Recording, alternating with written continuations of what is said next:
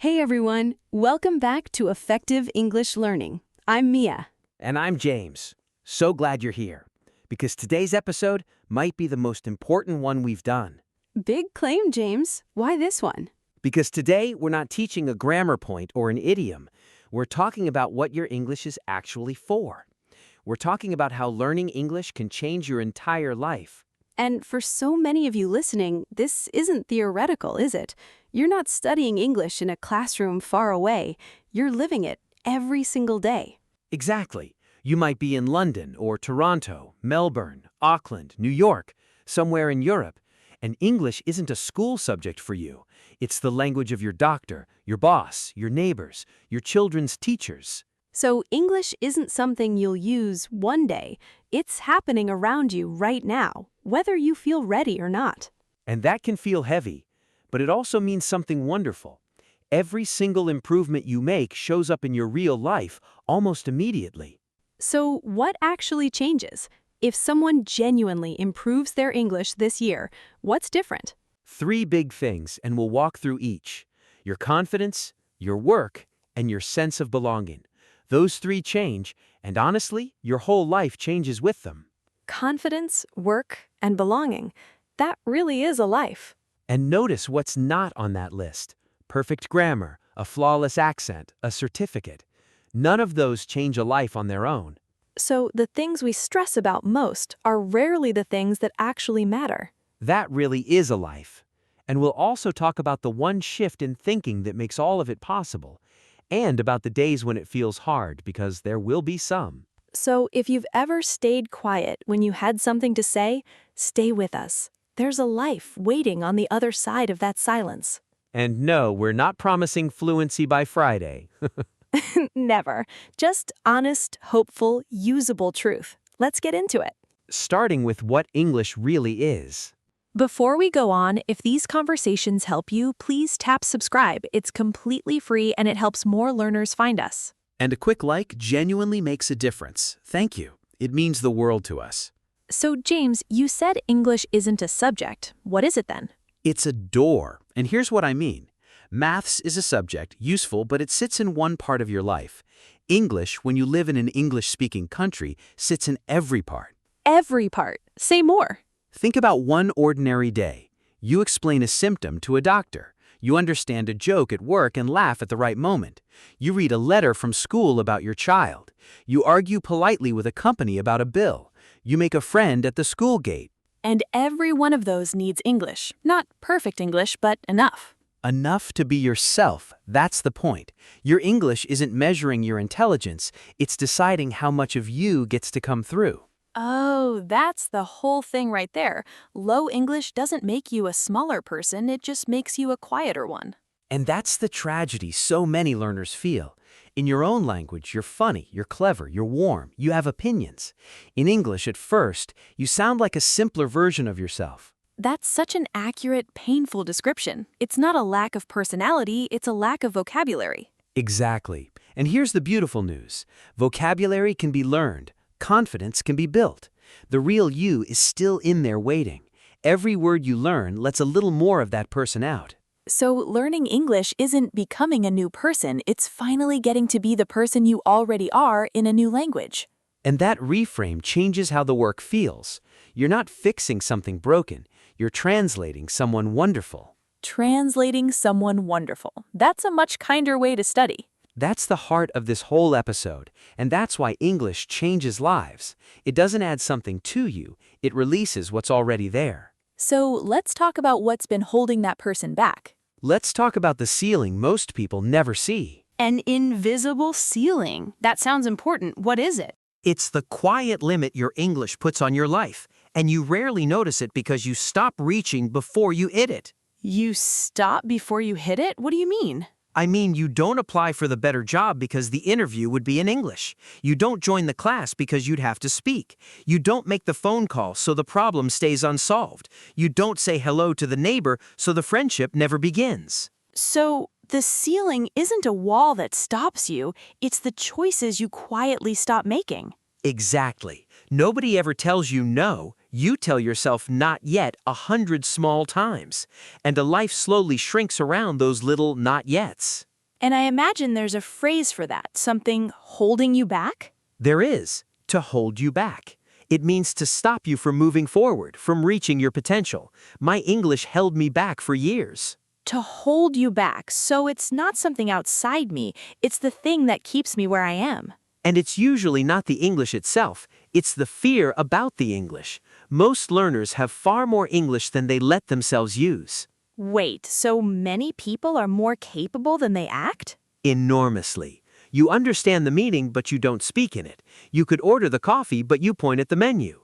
There's a phrase for surviving with the minimum: to get by. To get by, so to have just enough to manage, but not to thrive? Exactly. And getting by is comfortable. That's the danger. You can get by for 10 years and never build the life you actually came for. So the goal isn't to get by, it's to break the ceiling. And the lovely thing is, the ceiling breaks from the inside. Nobody has to give you permission. One brave sentence at a time, it lifts. So I'm not waiting to be let through, I'm quietly raising the roof myself. And the first thing that breaks is beautiful. Let's talk about your voice.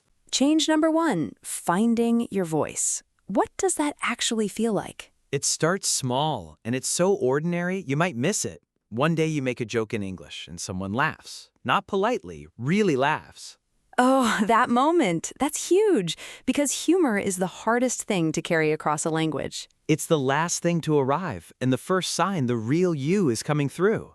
And there's a lovely phrase for it: to find your voice. To find your voice, so to become able to express who you really are. Exactly. It means you stop translating a smaller version of yourself and start speaking as yourself.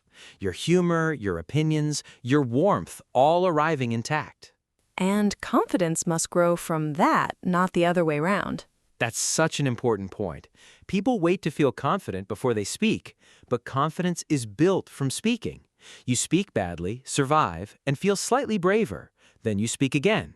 So confidence isn't the ticket you need to get in, it's the souvenir you collect on the way. And that's why waiting to feel ready never works. Readiness is made, not found, and it's made by speaking. So the only way to feel ready is to do the thing before I feel ready. Slightly unfair, but freeing. What a lovely way to put it. And notice every small win compounds. You handle one phone call, and the next feels easier. 6 months later, you're a person who simply makes phone calls. And that person makes different choices than the one who was afraid. Completely different choices. That's how a life changes, not in one dramatic leap, but because a braver person is now making your daily decisions. So find your voice, and the voice starts choosing a bigger life for you. And one of the first places it shows is where you spend your days. Quick reminder before we go on, if this is speaking to you, drop a comment with the word voice. We read every one, and it tells us to keep making these. Just one word: voice. Go on, we'll see it. So, change number 2, work. This is the practical one, isn't it?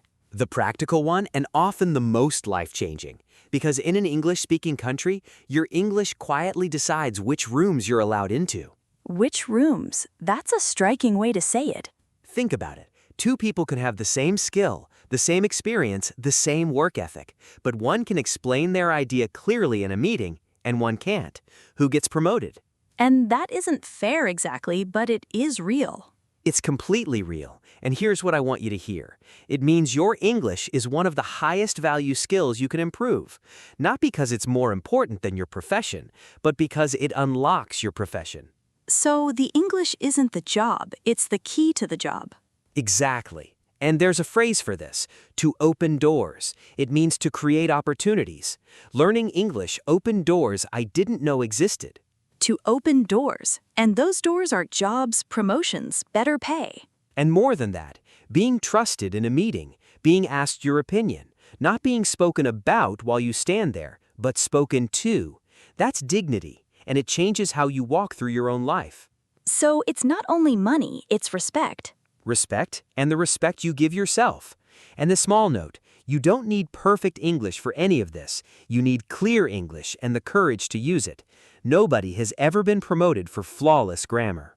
Clear and brave beats perfect and silent, always. And if you're nervous before a meeting, prepare one sentence, just one, ready to say. Speaking once early makes speaking again far easier. So one prepared sentence can unlock a whole hour of confidence. That's a wonderful little trick. And now, the change nobody warned you about, and the one that matters most. The one nobody warns you about. Tell me. Belonging. Loneliness is the quiet cost of living in a language you haven't mastered yet, and almost nobody talks about it. That's true. You can be surrounded by people all day and still feel completely alone. Because friendship doesn't live in transactions. You can buy bread with 50 words, but friendship needs stories, jokes, small complaints about the weather, gossip, warmth. Friendship lives in the extra words. So the more English you have, the more friendship becomes possible. Exactly. And when you can finally chat easily at the school gate or laugh with a colleague at lunch, something shifts. There's a phrase for it: to feel at home. To feel at home. Not just to live somewhere, but to belong there? That's the difference. You can live in a country for a decade and never feel at home. And then your English grows, and one day you realize you're not a visitor anymore. You're part of it. So English doesn't just change what you can do, it changes where you feel you are. And belonging isn't given to you by a country. It grows quietly out of 100 small conversations. So every little chat is a brick in a home I'm slowly building. Beautifully said. Your country becomes your home the day your language lets you in. And I imagine your children or your family feel that too. Enormously. When a parent can speak to the teacher, sit on a committee, argue with the landlord, or just laugh with the neighbors, the whole family stands a little taller. So changing your English can change more than one life. It can change your families. That's exactly why we say this matters.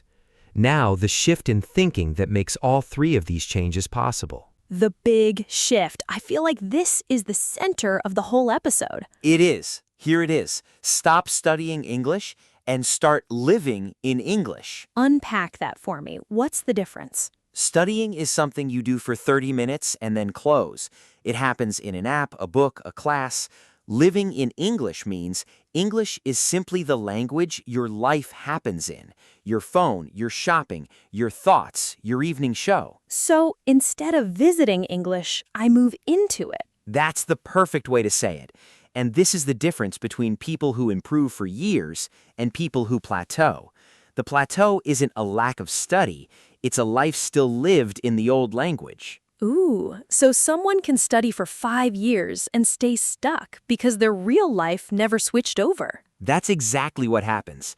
They study English at 7 o'clock, then live in their first language for the other 23 hours. English never becomes theirs. So how does someone actually make the switch? Gently, in pieces. Your phone in English, your music, your shows, your podcasts. Think small thoughts in English. Talk to yourself while you cook.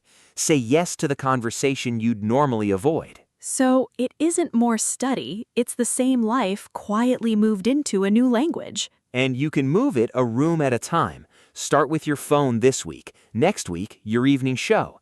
Don't renovate the whole house at once. One room at a time. That feels manageable, even in a busy life. And that's why it works even when you're exhausted and busy. You're not adding hours. You're changing the language your hours already happen in. And the beautiful part is, that's available to everyone listening today. Today, for free, starting with the next thing you do. Which brings us to something you have that most learners in the world would envy. An unfair advantage? What do we have? You're living in it. Millions of learners study English for years and never once hear it outside a screen. You walk out of your door and it's everywhere, free, live, and endless. I never thought of it like that. The thing that feels stressful is actually the greatest resource there is. The very thing that intimidates you is the thing others would pay thousands for. Every shop, every bus stop, every neighbor is a lesson that costs nothing. But I think many people hide from it, don't they? They go to the self-checkout to avoid the cashier. The self-checkout is the great enemy of language learning. Truly, go to the human. Those 30 seconds of small talk are worth more than an hour of an app. So what would you tell someone to actually do this week? And one real conversation a day. That's it. Say more than you need to. Lovely weather, isn't it? Ask the shop assistant a question you already know the answer to. Chat for 10 extra seconds. So I deliberately choose the harder human option every day. And it gets easier astonishingly fast. The cashier who terrified you in January is just a friendly face by March. So the fear fades, but the progress stays. That's a very good trade. Deliberately and on purpose.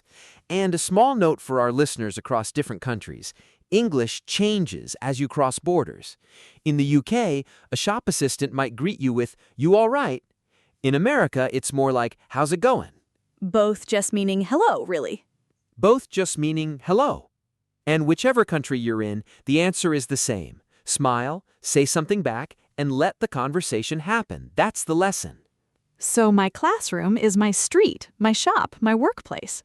Your classroom has no walls and never closes. Use it, and your English will move faster than any course could carry it. And the honest part. Because some days it really is hard. Some days it's brutal. You mispronounce a word and someone smiles oddly.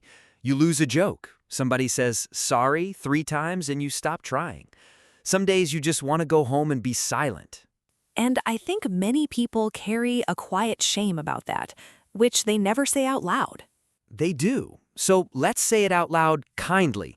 Feeling embarrassed doesn't mean you're failing. It means you're doing the bravest thing there is, living your whole life in your second language.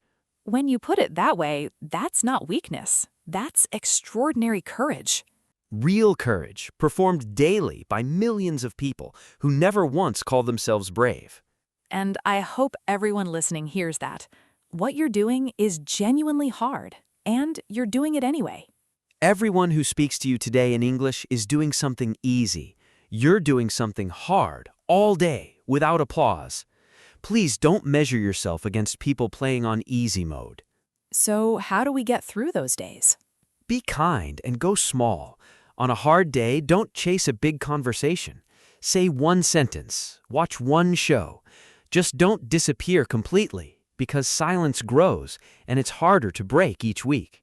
So the goal on the hard days is simply not to hide. Simply not to hide. Say one thing badly and go to bed proud. And remember, the mistake you're ashamed of tonight, nobody else remembers it by morning. Truly, nobody. They've forgotten, and we're still replaying it at midnight. Every time. So let it go. You are allowed to be a work in progress and to be respected while you are. Be brave, be kind to yourself, and keep speaking. That's how the ceiling breaks, not with one perfect sentence, but with 1,000 imperfect ones. All right, let's pull it all together. James, what does English really change? 3 things. Your voice. The real you finally comes through. Your work. Clear English opens doors that stay closed otherwise. And your belonging. The day you can chat easily is the day this place becomes home. And what's quietly been holding people back? The invisible ceiling. Not a wall, but 100 small not-yets. The job you didn't apply for. The call you didn't make. Most learners have more English than they let themselves use. And the big shift? Stop studying English, start living in English. Move your phone, your shows, your thoughts, and your small talk into it. You're not adding hours, you're changing the language your hours happen in. And our unfair advantage? You live here. English is outside your door, free and endless. So skip the self-checkout, talk to the human, and have one real conversation a day. And a few of the phrases we met today?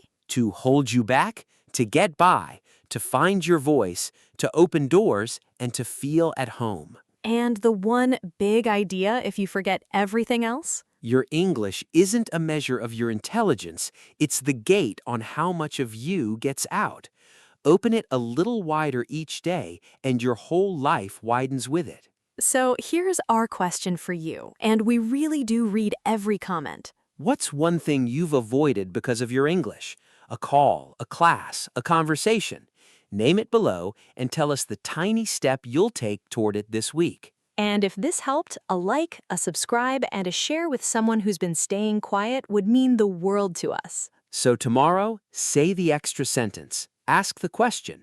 Make the call. Because the life you want is on the other side of the words you haven't said yet. See you next time. Bye, everyone. Go and speak.